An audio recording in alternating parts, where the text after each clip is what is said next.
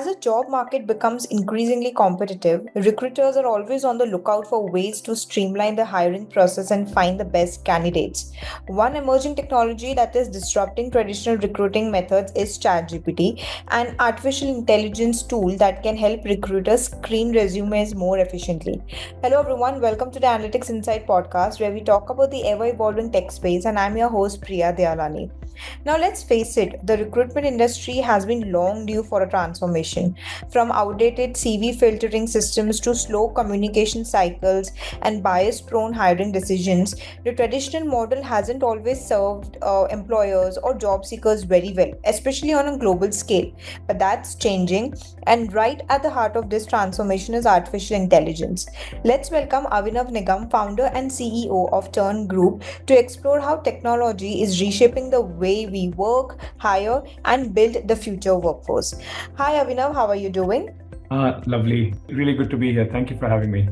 Great, Avinav. It's a pleasure to have you with us on our podcast today. And the theme on the agenda that we are going to discuss today is something which is crucial, especially with the how things are changing in the workplace surroundings, where we had remote work settings, and now it's changing the way we are working thanks to technological advancements.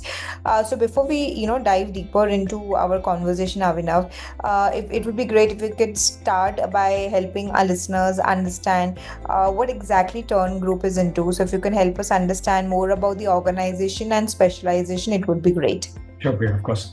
I'm really excited to talk about this topic. So at TERN, what we're essentially building out is the roadmap, the entire pathways for any talent all across the world to be able to find their opportunity. So the idea that borders sort of dictate where and how opportunity meets talent. We don't think it's true anymore. What we've essentially built out is the first ever sort of global recruitment platform run entirely on AI. So think of it like LinkedIn meets Amazon, right? So if you're a nurse sitting in Kerala in India, and you want to be able to find an opportunity in, let's say, southern Germany in Bavaria, how do you even think about it, right? Or if you're a engineer sitting in Philippines in Manila, and you want to find a role in Japan, in Tokyo, right, as a mechanical engineer, how do you do that? So I think really the idea that a lot of these complex processes are getting in the way of talent sort of connecting to opportunity. We thought that doesn't make sense. So what we ended up figuring out is you've got the largest shortage of skilled workforce that the global north, right, as it's called, so the G7 or G10 economies, right? So let's say the US, UK, Canada, Australia, Germany, Japan, and so on. The largest shortage they've ever faced in skilled workforce exists today. Yeah, we've got almost 84 million people short in these economies across healthcare, across old age care, across engineering and hospitality and logistics and so on. So we said, how do you solve that problem? Because it's not getting solved locally, right? In these markets, these are getting older, all aging economies, average age is 44, 45. You've got fertility rates are dropping massively, so they're not producing as much population anymore. And the other problem is people don't really want to do that job. These are hard jobs to do, right? What we call gray collar. And on the flip side, we've got a country like India, right, which is booming, which is accelerating both in terms of growth, in terms of talent, and it's almost bursting at the seams with the quality of people. But the challenge is, which is very clear for us, is on the India side, is how do you essentially can you really absorb this much, talent within the country? And the answer is no, right? So India essentially has, at this point, almost 105 million either unemployed or stealth unemployed, as we call it. So, not doing the work that they're trained for.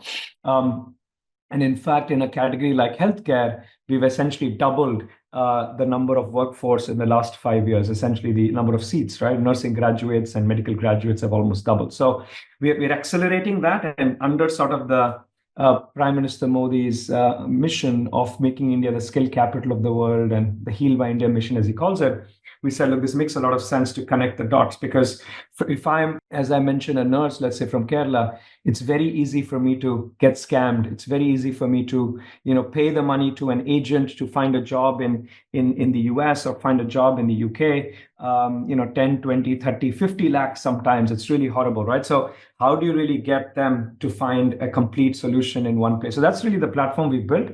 It's largely built entirely on a AI recruitment stack.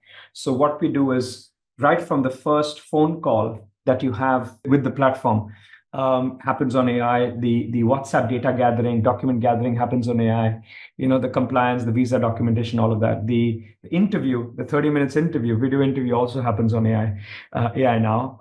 And that is the data that is then presented to the employers on the other side. So when they look at us, they don't look at the 6.5 lakh database, right? That they don't go through, healthcare professionals and engineers in the database. They actually can look at the top 1%, top 3% people that have gone through the entire process and are ready to be recruited. So that's why I call it almost think of it like a LinkedIn plus Amazon, where if you're an employer, you essentially just speak to the 8 people that you're going to recruit from, and you immediately make offers. So that's really how the model runs. And once you've selected them, all the process from the visa side, the relocation side, the integration also after arrival is all taken care of in a single platform. So that's really why we believe this is the future of recruitment, because we are essentially collapsing multiple categories. You don't need agencies anymore. You don't need job boards for international recruitment. You don't need training institutes. All you don't need, even the internal recruitment teams can be much more efficient, right? Almost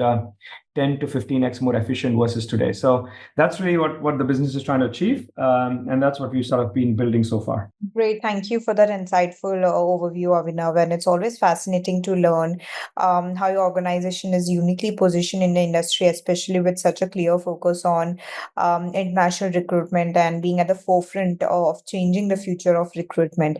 So I think it really sets the stage for a deeper dive today. But at the moment, let's now shift our lens slightly to your personal journey in all this, Avinav. You are a visionary entrepreneur and a leader. So just maybe as a quick background, maybe 2 minutes on myself. I've grown up, of course, Indian, but between the UK and India, I've always sort of had a little bit of a confused childhood that way. My father was also almost like the head of HR for the Indian Railways. That's the best way to maybe explain it. He was on the board of the Indian Railways, sort of building out what is the largest, or managing what is the largest workforce, public sector workforce in the world, one of the largest public sector workforce in the world. So I've always seen that growing up. I've migrated constantly. I've been in multiple cities and multiple schools all over the country, north and south and east and west. And so I think there was always this impression that it left on me, that, as I mentioned earlier, talent and opportunity don't need to be constrained by borders or boundaries. I ended up sort of studying in IIT at Bombay, and then went to my first job in Japan. So this is also quite relevant, because my first job with an American MNC called Procter & Gamble was in rural Japan. So I started my job in a production facility with 300 Japanese people and one Indian guy. That was me. So I've literally seen what we're trying to build as a product and what we're trying to create as an experience. I've lived it firsthand, literally as my first job. I stayed in Japan for several years. I love the country. I picked up the language. I speak Japanese. I really have a lot to thank that exposure and experience for myself professionally now. I ran their Asia business out of Singapore as well, for the detergents business in ADL. Anyway, then I spent the last, if you will, several years, almost 10 years, building tech companies and startups. So one of the first companies that I joined, a friend of mine who was building it in India actually, is called Cast24. So as part of the early leadership team, running the entire sort of supply side of the business, the consumer side of the business, really saw the journey growth from one petrol pump in Gurgaon in Delhi, all the way to where it is today, which is almost 500 plus locations across the world, in India, in Middle East, in Australia, Southeast Asia, and so on.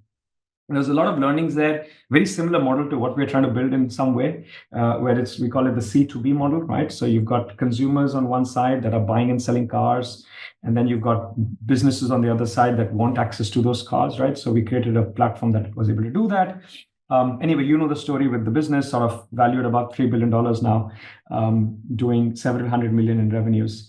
I then moved back to the UK to set up my next business, in a very similar model to both TERN and cars, which was called IMO, which is real estate, asset management as well. So we would buy properties directly from customers and convert them into portfolios and open them up to businesses and like private equity or investors. That business continues to do well. We've raised over roughly around $1.5–2 billion in capital that we manage across Germany, across Spain, across the UK, with a large base in India in terms of team. So that business also continues to do well, sort of ran that over several years, almost 6–7 years. And those are so I'm still sort of involved in advisory capacity there. I'm not operationally involved anymore. I'm 100% focused on building out TERN, but that's sort of a little bit of my backdrop. I've, sort of built companies that have grown to several billion in value over time. But I did think the reason I started TERN was different from the financial upside and sort of the success side of this. I think a big part of my reason to start TERN was two things happened in my life. One is one of my colleagues was a friend of mine in London at IMO, my previous company. She was a 32-year-old sort of super smart lawyer, Oxford graduated. She was, in a way, a right hand. She ended up getting cancer it's leukemia, stage 2, stage 3. Sort of went through 5 months of chemotherapy and so on. And I think the crazy thing in the UK at that time is the NHS was really struggling. It continues to struggle. They didn't have the workers, they didn't have the nurses. And after the 5 months of treatment, she was cancer-free at one of the top hospitals actually in London. But they didn't have the workforce, so they asked her to leave the hospital. So she was asked to leave the hospital. No amount of money you can pay can keep you in the hospital. That's how crazy it is. Asked to leave the hospital and go into what is called a care facility, non-medical facility. And there they didn't have the workers available, so she was asked to go home. And this is when she's at the lowest point in terms of immunity and everything. Asked to go home and realized that they were supposed to, community care is supposed to come in and help you out. And they didn't come in, so they didn't have workforce. So almost like 8 to 10 weeks, there was like a complete gap in clinical oversight and non-clinical oversight for her. And in that period, she got a lung infection and got a lung infection and passed away. And we were waiting for her to come back. We were, I was chatting with her almost 2–3 days before it happened, and it was completely bizarre. It completely threw my entire. And I've lived in the UK in the 90s, right? I've seen what the NHS is capable of, and now I've seen what has happened to it. Similarly, my wife grew up in Germany. She's seen the German healthcare system in the 90s, and she's seen it now, or knows about it now. Where another friend of mine who then sort of talked about his experience, and this is the second thing, right? His experience in when he was living in Berlin. He was my chief technology officer, the CTO of my company. He used to work as CTO of one of the largest tech companies in Berlin. Indian guy from Chennai. He had the very similar experience where their wife was pregnant and they went through sort of 7 months in and went to the top hospital because they were starting to feel pain and it's not full term. And there was no workers available, no nurses available. They were running everywhere, and it was 6 hours later they had intervention, and it was too late to save the baby. It's just crazy what's happening, right? So there is a massive, if you will, structural and workforce problem, and all of the things are linked back to workforce, right? As they don't have enough workers. So, and on the flip side, you've got people like my nanny in London, this girl called Anjali from Gujarat, who's an operating theatre nurse and fully qualified from India, and she ended up paying an agent almost 40–50 lakh rupees to find a job in the UK in the NHS, which never happened. It was a fake job and everything, and she got the visa, but it was completely fake. So we figured out a way to get her. She's finally got a job offer from one of the top healthcare hospitals in the UK. But like, this is happening in real time, right? There's a lot of murkiness and there's a lot of exploitation in this industry while people are dying on this side. So it makes no sense to me that it exists in this way. So and I think that's how my sort of background and my childhood, as well as connecting to my professional experience and my technology sort of startup experience building companies, all came together with this one. So that's sort of, I guess, the journey of TERN and why we are here. Well, thank you so much for shedding light on the gruesome reality that we are facing right now in the healthcare industry, and and giving citing examples. I think sometimes you come across certain situations or certain experiences in your life that probably lead to some life altering decisions, and I'm glad that because of these things you got that inspiration or the motivation to start on. And it's always interesting to hear how your individual leadership and vision translate into impact at an organizational level. So it is very important to understand in an evolving space as this one. Moving ahead, I think recruiting top talent has always been a challenge for organizations, especially with competitive job market today. In recent years, AI has been increasingly adopted as a tool to optimize the hiring process. A new technology disrupting traditional requirement methods is ChatGPT, which enables recruiters to efficiently screen resumes. With its advanced capabilities, ChatGPT is quickly becoming a game changer in the field of recruitment. So, how do you feel or think? What are your views as to what role is AI playing in disrupting the traditional recruitment and mobility models? Of course, a great question. I like it. Look, I think uh, I'll give you an example. So we've essentially built, as I mentioned, a not just a recruitment enabler, but and almost like a superhuman recruiter now, right, with AI. So what we have is, what our clients do is they set up the system on Friday. They put in the questions that the prompt already asked them, based on the job description and everything. So all the questions are pre-prepared. And they select it, they say, no, I want to adjust this, adjust that, that's fine. On Friday, they've done it, right? And then they leave, right? And they go on the, on over the weekend. Saturday and Sunday, there's like, 200 and, I don't know, 35 interviews that are happening at all points in time, right? It's the morning at 6 a.m. or night at 1 a.m. and, midday, doesn't matter. Interviews are happening and the entire process has been sort of kicked off, and people are getting screened. And by Monday, when they come in, they only have to speak to those 8 people, that they then choose 7 people from it, right? And that's what we're finding to be pretty powerful is the ability for you to almost supercharge your recruitment teams, and go far beyond also, right? In some cases, we're having to also quote unquote dumb down the AI interviewer, because it is able to ask certain clinical level questions when we talk about healthcare, and certain technical questions that are more advanced than how an HR would typically be asking.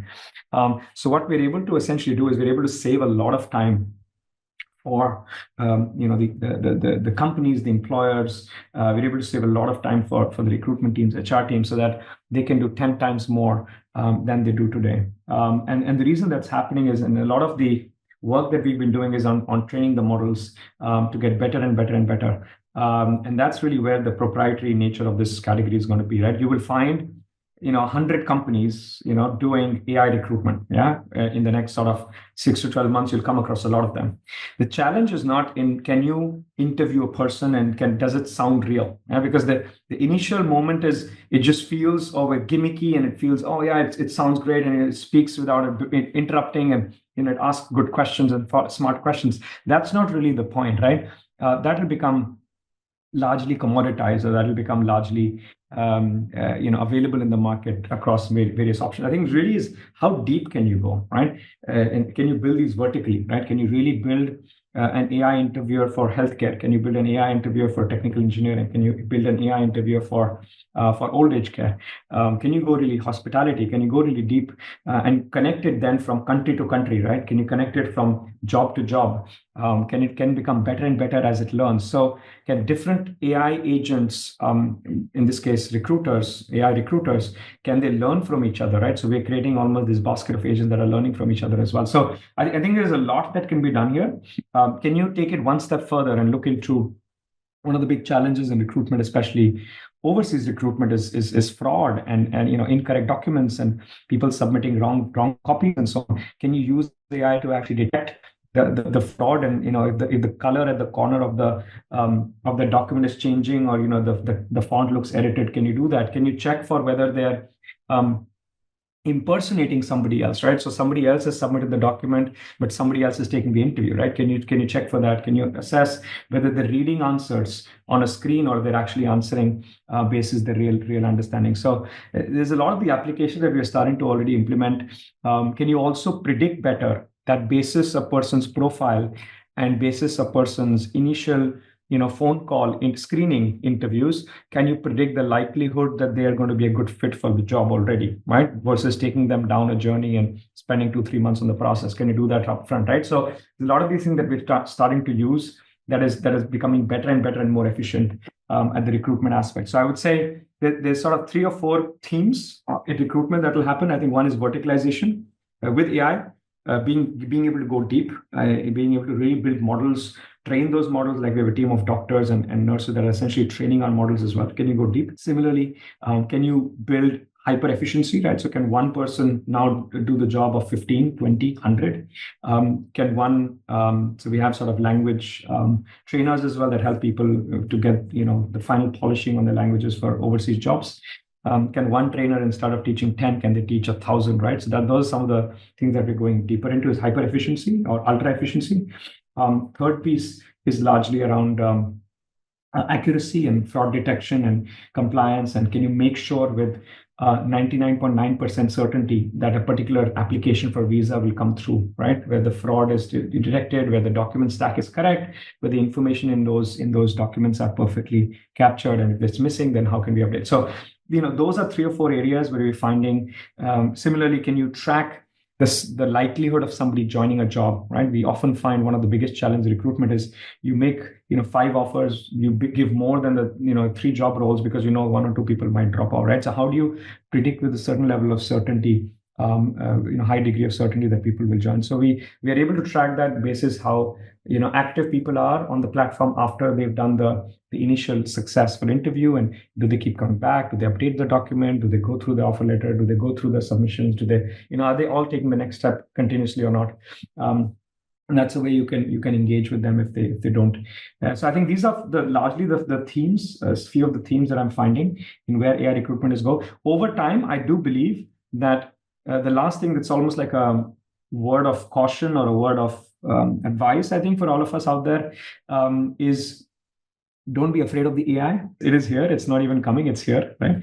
I think it's more about, can you adapt your skills to use that to become 10x, 15x more efficient? Can you use the skills to become 10x, 15x more accurate? Can you use the skills to improve your quality of work by 10 to 15x? And because that's where the potential really lies, is becoming AI native, right? And largely that's the company that we're also building, is AI first, AI native company, as opposed to in a very operational business that is trying to apply AI. In that case, you're not going to get as much benefit. So everybody in the company is almost encouraged, if not forced, to do their own tests, to try out in their own small spaces how you can use AI to change things. And we always ask the first question: can this be done without human? Can this done with AI?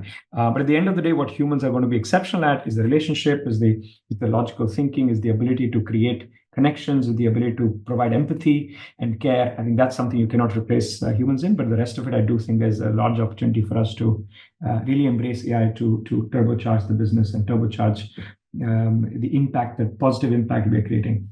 Yeah, definitely, Nat. That's a really insightful perspective, especially the way AI is not just speeding up processes, but actually reshaping how organizations carry out the entire recruitment process.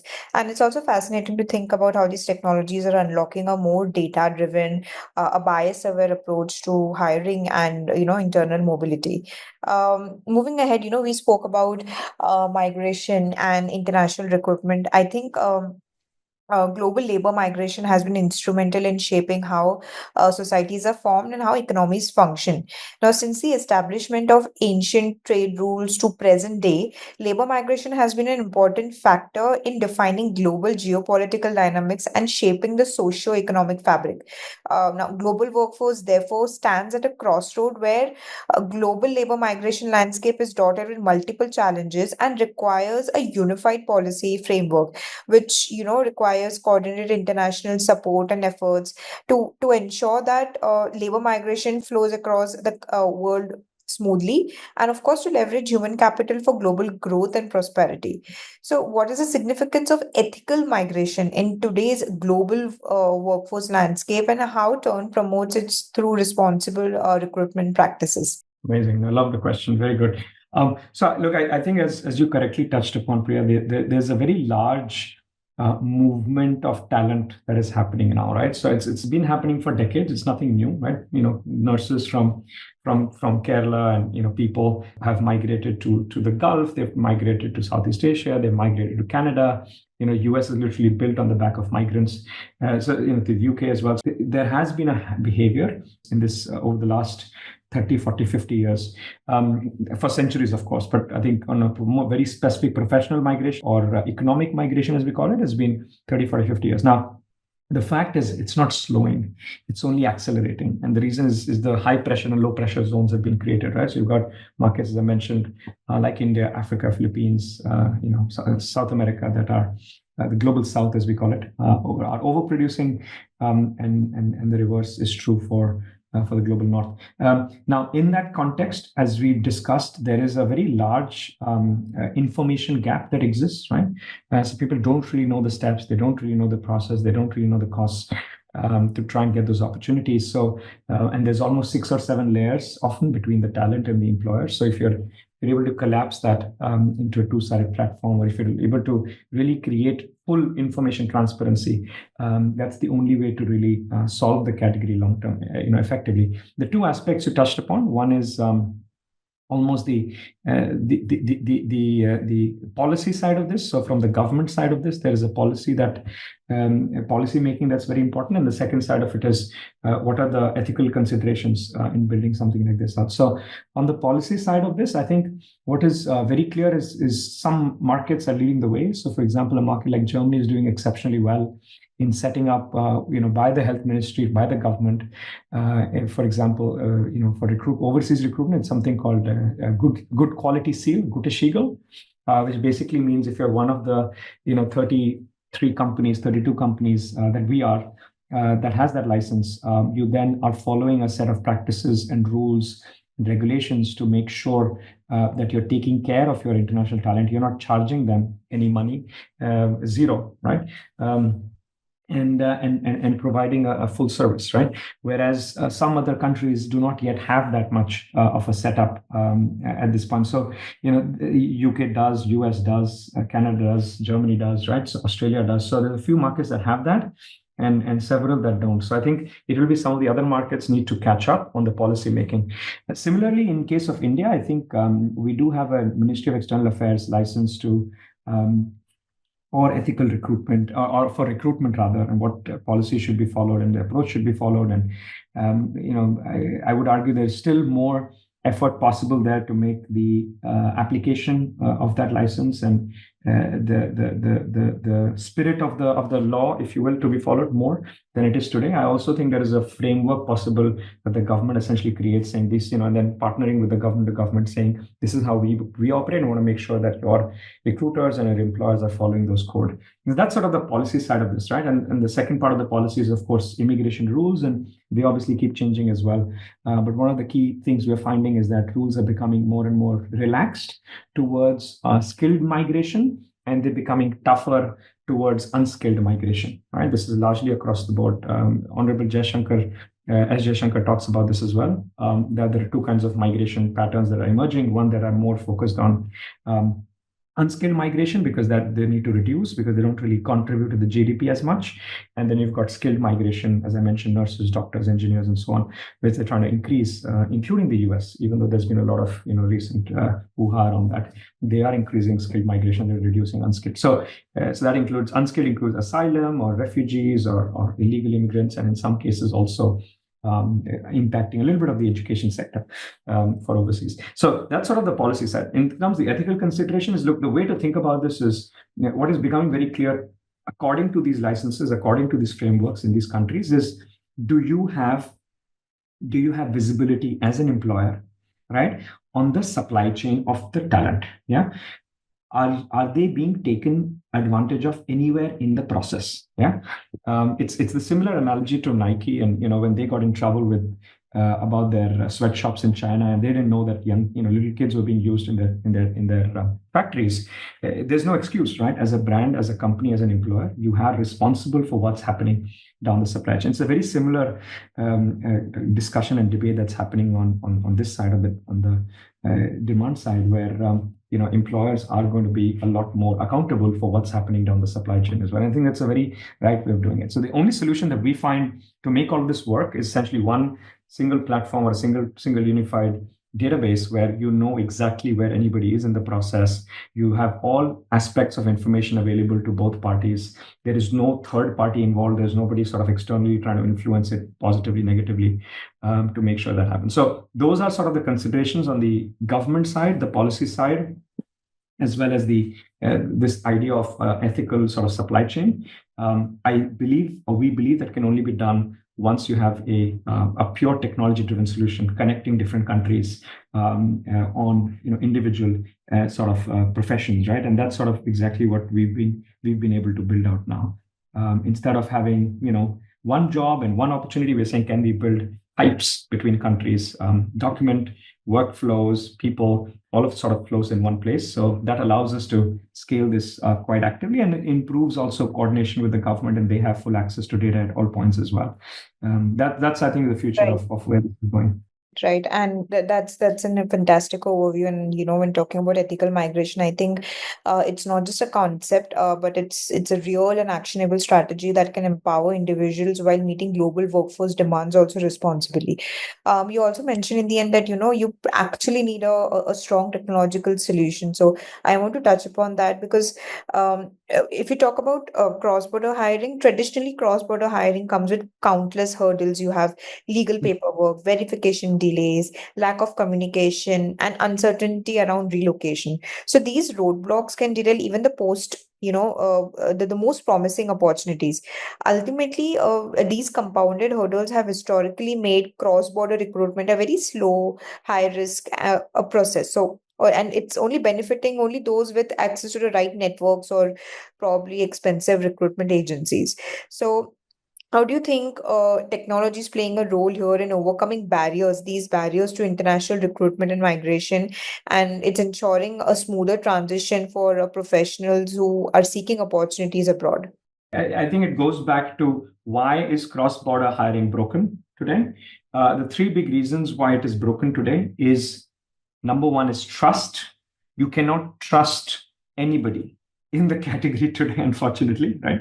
There's so many horror stories of people getting taken advantage of, people being exploited physically, mentally, financially. 19-year-olds being sent to the front lines of the war in Russia. 22-year-olds finding themselves, being the subject of an ICE investigation and then being shipped out of the country from the US.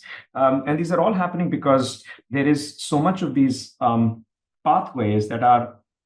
There's a reason why there's the whole movie Donkey exists, right? Because the aspiration is so high, people are essentially needing to take bad decisions, spend a lot of money, and that's why there is a lot of these middlemen that are taking advantage of these individuals. So number one is you don't trust anybody in the category, unfortunately, and that needs to obviously be fixed. Yeah. In the right way. The second sort of big issue is that it's a very, very big decision.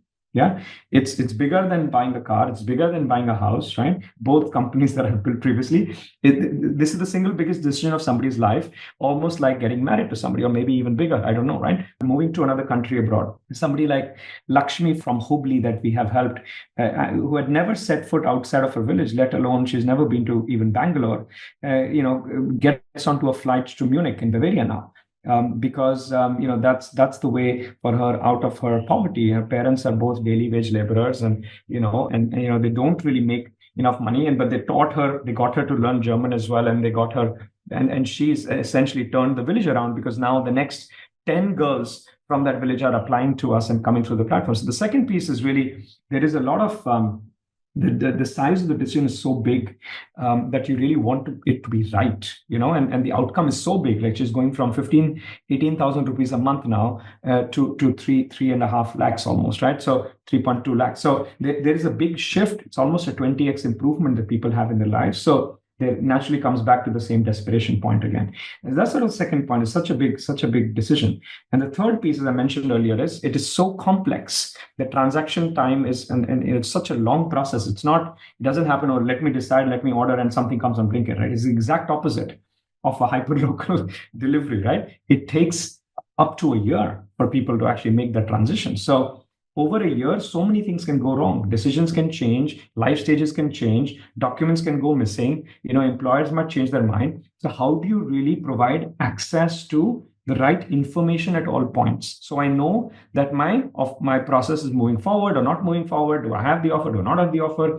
Do I need to submit this document? I do not need to submit. Is that document correct or not? Like, there is so much information, what we call arbitrage, information missing, that it can create a lot of problems. So if you focus on these three, right? Number one, this is the most trust deficit category out there. People don't trust anybody, right? And when they do, they follow the same process again and again and again and again. So if you do well, a lot of people will come to you.